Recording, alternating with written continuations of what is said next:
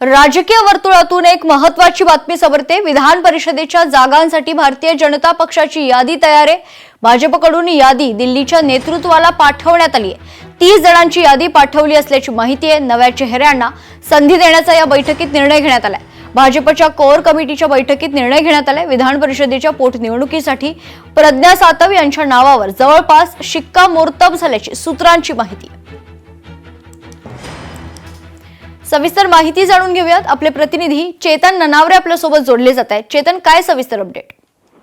निश्चितच मेघना, विधान परिषदेची निवडणूक काही दिवसांवर येऊन घेतलेली आहे आणि यासाठी भाजपच्या सलग 2 दिवस कोर कमिटीची बैठक झालेली होती। या बैठकीअंती शेवटी 30 नावं आहेत ती संपूर्ण महाराष्ट्रामधून भाजपने एकत्रित करून त्याची यादी आहे ती दिल्लीतील केंद्रीय नेतृत्वाकडे पाठवलेली आहे।